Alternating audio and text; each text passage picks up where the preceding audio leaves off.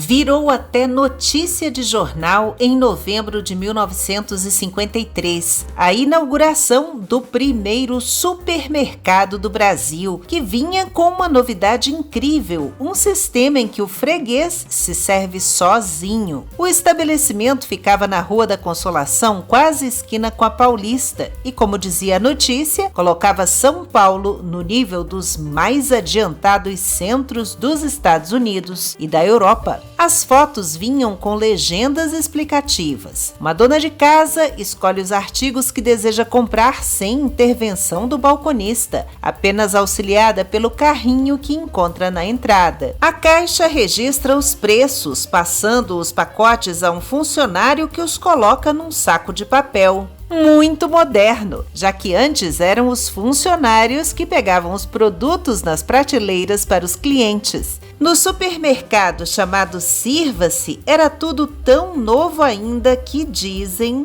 Os fregueses perguntavam se havia necessidade de pagar ingresso para entrar, ou mesmo quanto custava o aluguel dos carrinhos. Houve até uma certa resistência no início. Os homens não queriam empurrar os carros e as pessoas mais pobres se sentiam constrangidas por não conseguir encher o carrinho e daí optavam pelas cestinhas de compras. Mas tudo indica que, apesar de levar a fama, esse aí não foi o primeiro supermercado do Brasil. Olá, amigos da história! Alguns meses antes do Sirva-se, outro estabelecimento com autoatendimento já estampava as páginas da revista Seleções, em maio de 1953. Era o Supermercados Americanos Limitada, no bairro do Paraíso, também em São Paulo. Na verdade, era um anúncio de uma marca de caixas registradoras. E o texto, que é ótimo, dizia: existe agora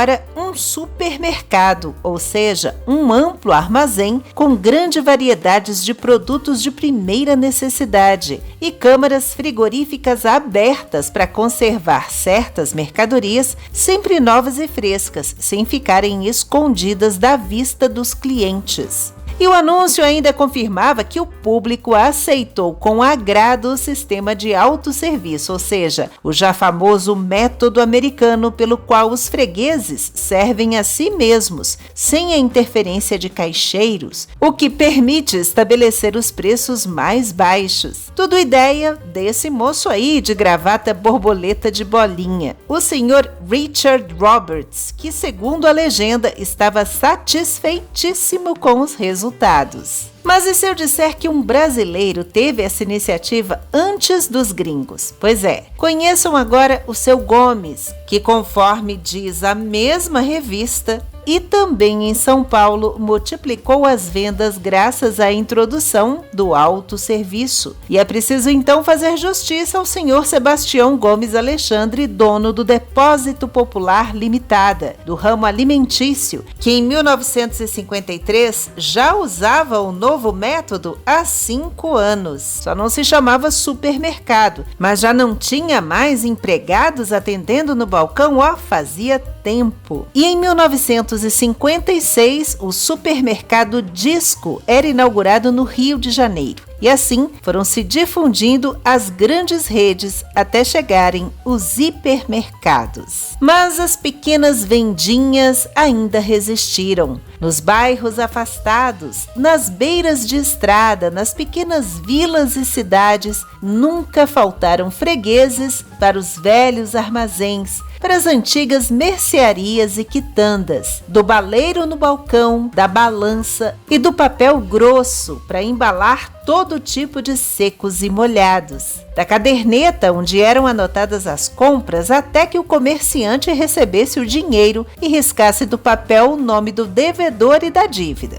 mesmo que a regra seja sempre a mesma: fiado só amanhã. Uma história que começou bem lá atrás, no ano da criação da Companhia Geral do Comércio do Brasil, em 1649, os empórios eram os únicos estabelecimentos comerciais por aqui e vendiam itens importados como vinhos, azeites e farinhas. também eram parada obrigatória de tropeiros e mascates, onde encontravam fumo, cachaça, charque, sal, tecidos, vimes, entre outros produtos para troca e armazenamento. Em 1808, com a chegada da família real portuguesa, surgem as primeiras lojas de luxo no Rio de Janeiro, e a cidade passou a acomodar ateliês, modistas, tecidos importados e a inspiração elegante das Maisons de Paris, na segunda metade do século XIX. Em 1900, a industrialização e a chegada de imigrantes em São Paulo marcaram o surgimento das feiras livres, dos vendedores ambulantes e dos armazéns de secos e molhados. O primeiro magazine brasileiro, com uma grande variedade de mercadorias, um grande sortimento de produtos, foi inaugurado em 1908, as Lojas Pernambucanas, seguidas pela Mesbla em 1912 e pelo Mapping em 1913, e começava aí um novo ciclo do comércio no país. Em 1949, chega ao Brasil a Sears, uma das grandes varejistas dos Estados Unidos. A loja foi a pioneira nas vendas por catálogo, por correspondência. O primeiro shopping center do Brasil, o Iguatemi, abriu as portas em 1966 em São Paulo, onde também em 1973 surge o primeiro atacado de autosserviço, o Macro. E 2 anos depois, o primeiro hipermercado, o Carrefour. O Atacadão foi um modelo de estabelecimento que ganhou impulso no final da década de 1980 e início dos anos 90, quando a inflação chegou a superar os 80% ao mês, consumindo rapidamente o salário, e quando o preço dos produtos podia subir a qualquer momento, remarcado todos os dias, alguns até mais de uma vez no mesmo dia. Os brasileiros passaram então a estocar alimentos, fazendo a compra do mês, só uma, e das marcas mais baratas, mas só depois de muita pesquisa. Em 1996, ganha força o modelo das lojas especializadas com mais de 1.000 metros quadrados de área de vendas, com a abertura da primeira Saraiva Mega Store. Em 1992, o Magazine Luiza lançou a primeira loja virtual do Brasil, que funcionava em terminais, ainda sem conexão com a internet. Já em 1995, essa conexão para fins comerciais no Brasil foi liberada, dando início à era do comércio eletrônico. Nos Estados Unidos, surgem a Amazon e o eBay. No mesmo ano, foi criada pelo economista carioca Jack London a brasileira Booknet, uma livraria virtual que vendia os produtos pela internet e aceitava os pagamentos na entrega. E deslancha a empresa nacional de tecnologia chamada Brás Software. Também vieram Bom de Faro e Buscapé, os primeiros comparadores de preços do Brasil. Nos anos 2000, a banda larga no Brasil se consolida, aumentando a velocidade e a segurança da navegação na internet, fortalecendo o comércio eletrônico, que já vendia desde flores até passagens aéreas online. E nasceram nomes famosos na primeira década do milênio, como Netshoes e Submarino, movimentando milhões e até bilhões de reais no varejo virtual do país.